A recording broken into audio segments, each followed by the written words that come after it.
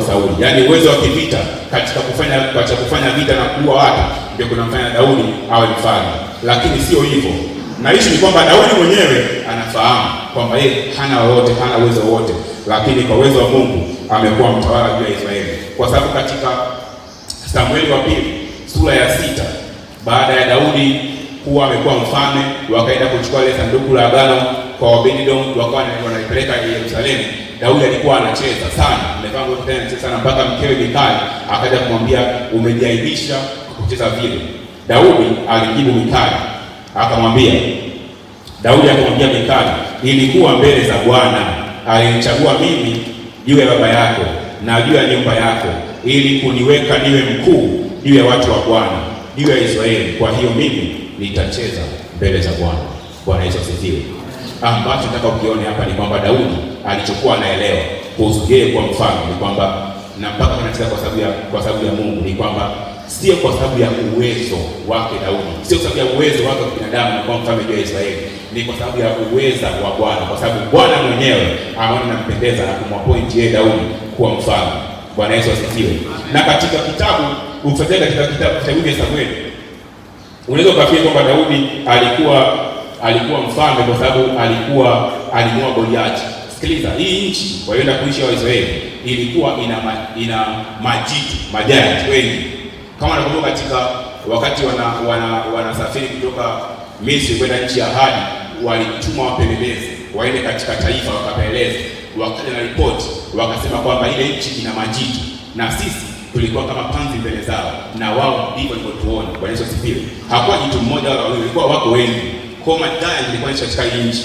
Kwa hiyo sio Goliath pekee yake, walikuwa wako wengi. Na pia ukisoma katika hii kitabu cha Samueli, kuna mahali utaona waliuliwa majianti wengine 4. Katika hao 4 mmoja wapo alikuwa ni kaka yake Goliath. Na kuna giant moja alitaka kumuua Daudi. Daudi alikuwa amechoka katika vita, amechoka. Ila mtumishi wa Daudi, yani mtumishi wa Daudi ambaye yuko chini ya Daudi, akamuua yule giant. Na baada ya hapo akasema Daudi asiende tena vitani pamoja nao, kwa sababu akifa Daudi, nuru ya Israeli itazimika. Bwana Yesu asifiwe. Yaani mimi nafahamu kwamba hicho sio uwezo kupigana, lakini Daudi ni nuru ya Israeli kwa sababu ya ule uweza wa Bwana, ile anointing aliyokuwa nayo.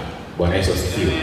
Na huyu Daudi katika uongozi wake alikuwa na majemadari wa vita ambao wako hodari sana, wa Benyamini walikuwa wengi sana. Kuna mtu anaitwa Yoabu. Huyu Yoabu mwana wa Seruya alikuwa ni kiongozi juu ya jeshi zima la Israeli chini ya Daudi, na alikuwa ni hodari katika vita. Kuna wakati mpaka waliteka mji. Baada ya kuteka mji, Daudi akuwepo, akatuma ujumbe upesi sana kwa Daudi, akamwambia Daudi, tazama tumeshoteka mji, usipokuja tukiuamsha kabisa utaitwa kwa jina langu mimi, yani jina lake yeye wako. Kwa hiyo Daudi njoo, ili tukiuteka mji ionekane wewe Daudi umefanya, lakini sio Yoabu mtumishi. Bwana Yesu asifiwe. Hii inakufundisha kuhusu jinsi mfuasi anabidi yule, kwa sababu anafanya sio kwa sababu ya uwezo wake na sio kwa sababu kujikweza yeye, ni kwa sababu ya mtu aliyeko juu yake. Lakini ndio Tanzania sasa kuna issue gani?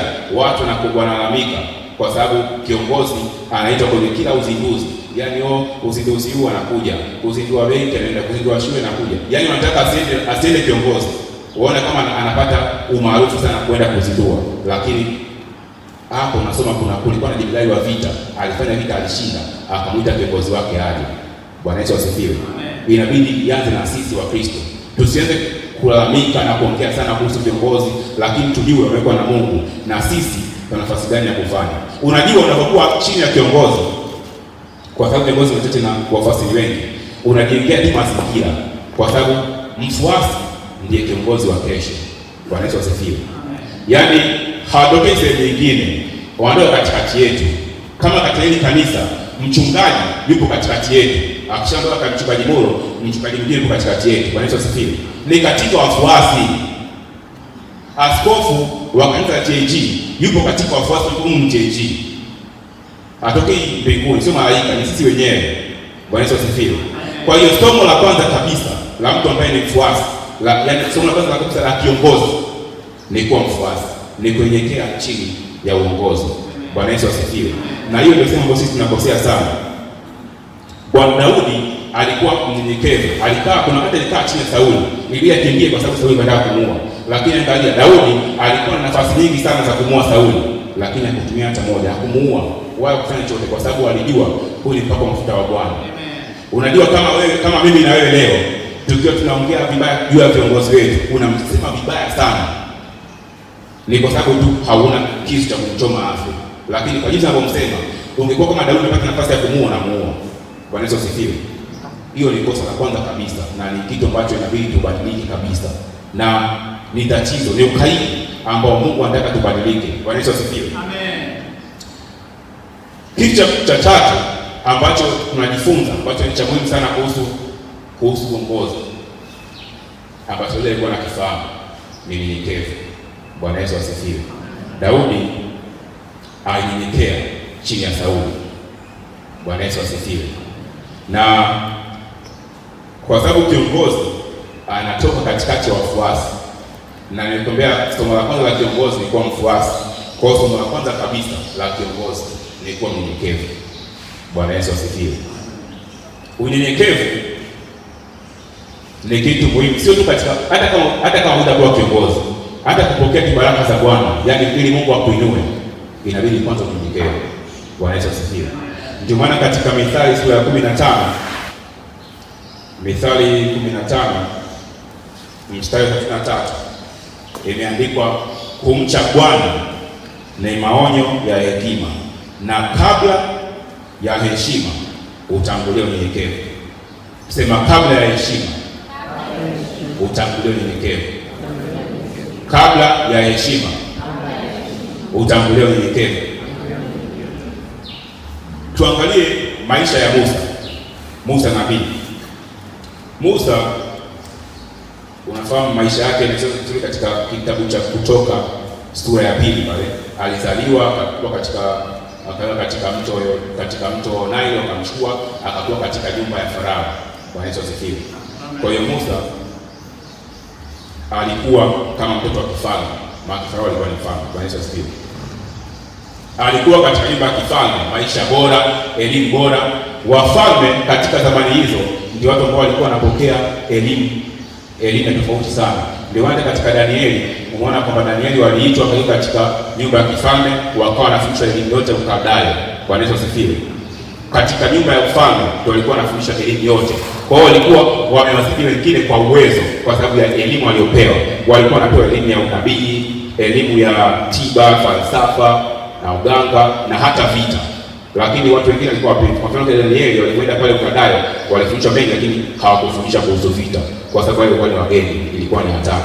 Lakini watu ambao katika nyumba ya ufalme walikuwa wanafundishwa kuhusu vita sana, na walikuwa ni wanajeshi bora kuliko wengine, kwa sababu wamefundishwa hivyo. Bwana Yesu asifiwe. Ukifahamu kama umeshafuatilia maisha ya wafalme ambao walikuwa katika dunia, ambao walikuwa mashuhuri na wakuu, kama Alexander the Great, kwa mfano tuangalie Alexander Mkuu, mfalme wa Makedonia, baadaye akaja akateka Ashuru, alafu akaja akateka karibu dunia yote. Wakati huo akafanya empire kubwa sana, ufalme wa Kigiriki, ufalme wa Kiunani. Huyu Alexander alipokuwa mdogo alifundishwa na mtu anaitwa Aristotle katika filosofia ya kidunia, mmoja wa wale filosofia wa kwanza mashuhuri na waliojulikana sana alikuwa Plato, Socrates na Aristotle. Bwana Yesu asifiwe. Kwa hiyo kazi ya Aristotle ilikuwa katika nyumba ya mfalme kufundisha watoto wa mfalme, mmoja wapo ni Alexander. Na Alexander alipofika miaka 18 ndio akachukua ufalme. Bwana Yesu asifiwe. Na kuanzia miaka yake 18 mpaka miaka 32 kazi aliyokuwa ameifanya duniani haijawahi kutokea katika level zake. Bwana Yesu asifiwe. Alikuwa ameteka kwa Ulaya yote, kaenda mpaka sehemu ya India. Alikufa kwa miaka 32 kwa sababu ya malaria. Bwana Yesu asifiwe. Lakini kwa sababu ilimpendeza Bwana, yeye alishatabiriwa atakuja na atakufa mapema, hata acha mrithi. Kwa hiyo ilikuwa ni mpango wa Mungu. Bwana Yesu asifiwe. Sasa ambacho nataka kuona ni kwamba watu katika nyumba ya ufalme walikuwa wanafundishwa vizuri, na Musa alikuwa mmoja wapo, na alifundishwa vizuri. Alifundishwa mpaka mbinu za vita katika level za sasa hivi. Tunaweza tukasema alikuwa kama komando. kwa sababu katika Biblia imeandika Musa aliona yule jamaa anapiga Waisraeli, akaangalia huku, alafu akamuua. Alifanya mtu anaangalia, akamuua, akamfikia. Bwana Yesu asifiwe. Swala kwamba anaweza akaangalia huku, akaua upesi sana, akamfikia, inakuonyesha kwamba ni tofauti sana na watu wengine. Na huyo mtu alikuwa mtu lele mama, mtu anayechapa watu wafanye kazi, ni mtu ambaye yuko vizuri. Bwana Yesu asifiwe. Kumuua sio rahisi, na haisemi kwamba alichoma kisu, kwa sababu labda alimpiga roba akijua, lakini alimuua kwa haraka sana, akamfikia. Musa alikuwa kwa madogo. Bwana Yesu asifiwe. Lakini ona baada ya tofauti, akakimbia, akaenda nyikani, akakaa katika nyumba ya Yethro, akawa anachunga mifugo. Bwana Yesu asifiwe. Yaani alikuwa hapa akashuka mpaka hapa, miaka 40 anachunga mifugo. Bwana Yesu asifiwe. Sio kwamba hakuwa na kazi ya kufanya. Unajua katika zamani hizo ilikuwa kuna njia za kupita kibiashara, wanapita na ngamia na mali zao nyingi, dhahabu na kila kitu. Kulikuwa na makabila ya kiharamia, looting tribes, wanavamia, wanachukua, wanaiba mali zao, wanahodhi zile mali. Au ukitaka sikuvamie, unalipa hela fulani, unalipa kama aina fulani ya protection, wanaita protection fee, unawapa ili wasikuvamia na kulinda upite salama. Kwa hiyo kwa sababu yeye alikuwa na uwezo wa kivita, alikuwa anaweza kuchukua watu kadhaa, akajiorganize, akawa anafanya kazi hiyo, angekuwa tajiri. Bwana Yesu asifiwe. Lakini pia angeweza kuendelea kwenye falme nyingine wote, kwa sababu alikuwa na uwezo. Angekuwa katika falme nyingine, yeye miaka 40 sio yani hajazeka, angekuwa jenerali wa kikosi, anafundisha, anafanya kazi vizuri, angekuwa na kazi ya kazi nyingine. Bwana Yesu asifiwe. Lakini kwa sababu ilikuwa ni mpango wa Mungu, na nakwambia tumeona katika Mithali, kabla ya heshima kwanza unyenyekevu. Mungu akamshusha chini kabisa, akanyenyekea. Miaka 40 katika nyumba ya Yethro anachunga kondoo. Bwana Yesu asifiwe. Hebu fikiria jemedali wa vita, mtu ambaye yuko vizuri katika uwezo, ana elimu yote. Kwa wakati huo elimu ilikuwa sio kama sasa hivi, lakini yuko sehemu anachunga kondoo miaka 40. Baada ya hapo Mungu akamchukua, akamwambia sasa katika nchi ya Misri ukatoe watu wangu. Bwana Yesu asifiwe. Amen. Somo ambalo nataka nikwambie, tumesema ni kitu cha msingi cha kujua kuhusu uongozi hapa, ni swala la unyenyekevu. Bwana Yesu asifiwe. Kabla ya Mungu kuinua, kabla ya heshima, kwanza unyenyekevu. Na sio katika level za ufalme kama naongea kuhusu Musa au nabii, hata katika level ya kufanya kazi nyumbani, house girl. Sikiliza, katika Mwanzo sura ya 16 kuna yule mjakazi ambaye alipewa ujauzito na Abraham ambaye ni bosi wake, kwa sababu walikuwa wanatafuta mtoto. Lakini baadaye akawa anateseka, mimba ilikuwa ana mimba, akapanda kiburi, akawa anafanyia kiburi bosi wake. Abraham akamwambia Sara, fanya kama unavyotaka. Yule mjakazi akakimbia, akawa anakimbia nyikani. Malaika akamtokea, akamwambia wewe nani? Akasema mimi Hajiri. Akamwambia hapana. Katika Mwanzo sura ya 16:9 akamwambia hapana, rudi nyumbani, kanyenyekee chini ya mikono ya bibi yako. Bwana Yesu asifiwe. Na baada ya hapo malaika akaendelea kusema, na tazama nitakufanya kuwa uzao wako, nitafanya kuwa mkubwa, mtoto utakayemzaa utamwita Ishmaeli. Bwana Yesu asifiwe. Kwa maana nyingine malaika alikuwa anamtangazia baraka yule mama, anamtangazia baraka, lakini kabla ya baraka, rudi nyumbani kwa bibi yako ukanyenyekee chini ya mikono yake. Bwana Yesu asifiwe. Unajua mimi nakumbuka kuna wakati sisi tulikuwa tunakaa na house girl pia. Wakati mdogo tulikuwa watoto 4 wavulana, tulikuwa na vurugu sana. Wakati nilikuwa sikuwa na vurugu, lakini sasa hivi sababu na mtoto, watu wangu naona wanatufanya, mama yao anaona kama wana vurugu sana, lakini mimi nikilinganisha tulikuwa tunafanya sisi, naambia wana vurugu waache. Kwa sababu yani sasa hivi naelewa ile shida. Unajua sasa hivi ukiumia kidogo, yani mtoto akiumia moyo unaenda mbio, mtaka nahangaika, lakini wakati tulikuwa tunafanya vurugu, tunaruka kwenye miti, naumia, unavunjika mkono, unapeleka hospitali, baba anatoa kazi na kuja hospitali, lakini wewe unaona vizuri tu. Ila sasa hivi naelewa kwamba wazazi walipata shida. Walipata shida sana. Sasa tulikuwa tuna dada wa kazi. Katika wale wote kati tulikuwa nao, huyu tunamkumbuka pekee. Jina lake nalikumbuka pia. Sio ijapendeza kuwatajia, lakini namkumbuka jina na namkumbuka alipokuwa. Lakini alikuwa mnyenyekevu sana. Nakumbuka alikuwa mnyenyekevu sana. Madada wote walikuwa wana shida na mama, anagombana wakali sana. Huyu ni muda mrefu. Alikuwa mnyenyekevu. Lakini sio kwamba alikuwa polepole, alikuwa mkali kwetu sisi. Alikuwa mkali sana. Kwa sababu tulikuwa tuna vurugu, kwa hiyo mama akiondoka tunafurahi, na tunaruka vurugu, lakini yeye alikuwa ni mkali. Mpaka tulikuwa tulikuwa tumpeni sababu tunaona kama yupo kama mama, yani naye anakuwa mkali wakati mbili atote vile baruka. Sasa kitu mtu nakumbuka alikuwa mnyenyekevu, na mdogo wetu ambaye alikuwa ni mdogo alikuwa amemlea sana, mpaka tulitunga wimbo, tulikuwa na wimbo fulani kutoka kwenye redio, tukabadilisha yale maneno, tukawa tunamwambia yeye, tunakata kumtania, tunaimba, tunamta jina lake, ndio tunamwambia pole sana kwa kumlea huyu mdogo wetu, pole sana. Maana kule alikuwa ananyekea na kumlea na kama mama kabisa, mpaka lakini ile cha ajabu, kuna wakati ulifika mdogo wetu akawa shakuwa mkubwa, ikatokea yani sisi kutoka sijui wapi katika watu wanafanya nao kazi baba, wakatokea wazungu fulani wamekuja wanataka kukaa Arusha, Gurila ilikuwa Mbulu, wanataka wakalie jinsi kufanya biashara ya tours. Kwa hiyo wakaja, baba akamwambia kuna mtu hapa, wakamchukua wakaona nafaa, wakamfia Kiingereza kidogo, wakawa wanafanya naye kazi.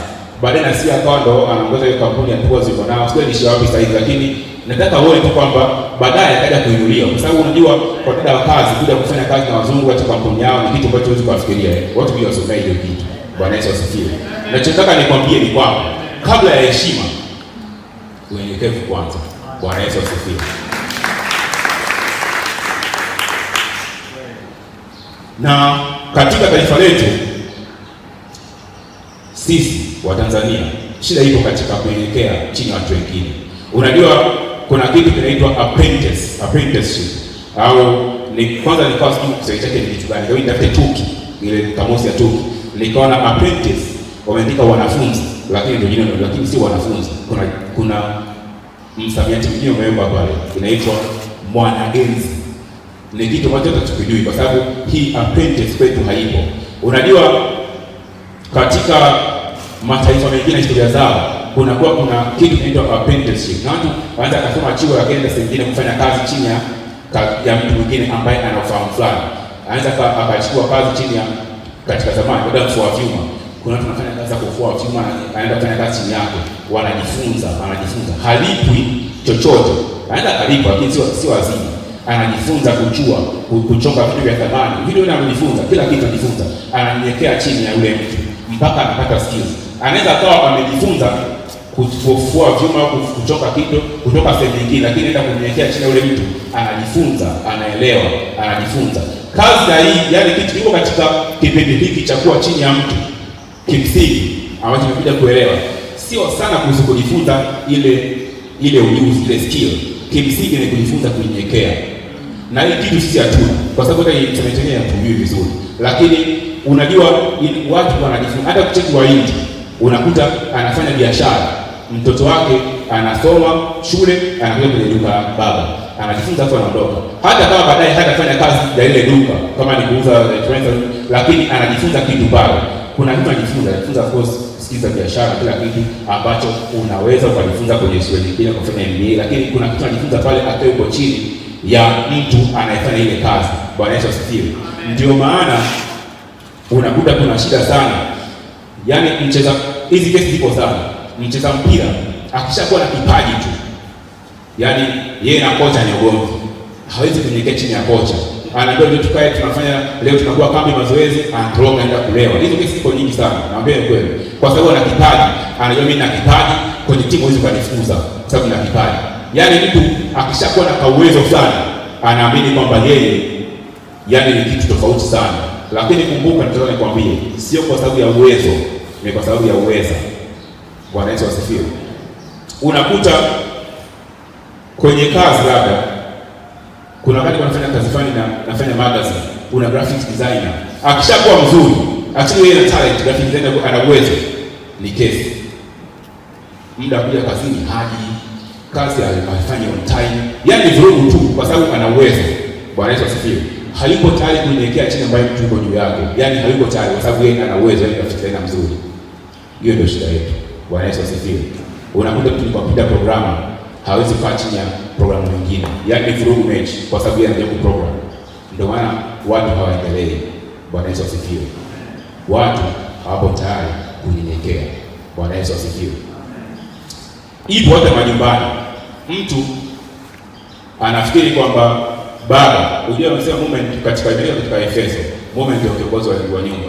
Kwa hiyo mtu anakuwa anafikiri kwamba yule baba mume yuko pale kwa sababu ya uwezo, labda kwa sababu ana nguvu kutana kuchapa makofi, sio hivyo, au kwa sababu ana hela, sio kwa sababu ya hela, kwa chake sio hivyo. Tatizo inakuja sasa pale kwamba kunapokuwa kuna hilo ya kuasi, ukaidi, inaingia na roho ya hofu ndani yake, kwa sababu kama mtu anafikiri kwamba yuko kwenye nafasi kwa sababu ya uwezo wa binadamu, ambacho atafanya, kwa mfano ni baba sasa, ndio mimi baba kwa nyumba, kwa sababu na uwezo wangu napata kipato kizuri. Kinachofuata baada yako ni kwamba hawezi kukubali mtu mwingine katika nyumba apate kipato kimzidi yeye aye katika nyumba. Mjogoo inapoanzia, unakuta hataki mama aende kusoma, kwa sababu kama mimi nina masters, wewe unasoma PhD au masters ni kama mimi, wewe utaisha Biblia au form 6 hivi basi wanachosikia, kwa sababu unafikia akiwa akikuzidi kielimu atapata kipato kikubwa, atakuwa anakutawala. Yaani unafikiri uongozi unatokana na uwezo wa binadamu. Hiyo ndio shida yetu kweli huko. Sio tu kwa watu ambao wako chini, hata wako ambao wako juu, kwa sababu watu walioko juu, viongozi kutokana na watu ambao wako chini. Kama watu ambao tuko chini, tunafikiri kwamba kiongozi anatokana na uwezo. Ukija baadaye kwa kiongozi, utabidi kwamba inatokana na uwezo wako wewe, sio kwa sababu ya neema ya Mungu, kwa sababu mimi najua naweza. Utachofanya ni kumina watu wengine wasiinuke. Unafikiri kuna sehemu ngapi katika kazi unasikia kuna boss yupo, alafu zinakuja barua za scholarship watu waende, alafu anazimini. Hamna mtu kwenda kusoma. Naenda mimi au waiti mtu. Kwa sababu ndio katika hii ofisi akaenda na huyu naye akasome naye akasome. Waje na ujuzi. Sasa mimi sitakuwa sio kiongozi nitatolewa, lakini haiko hivyo. Bwana Yesu asifiwe. Haiko hivyo kabisa. Cha kwanza ni unyenyekevu. Lazima tujifunze kunyenyekea. Katika makanisa ndio kuna kesi kubwa sana. Watu wanyenyekei kabisa. Mchungaji anaweza akaja akasema, Roho Bwana akasema na mimi tufanye mfungo wa siku 3 kwa sababu ya taifa. Tunaanza kesho.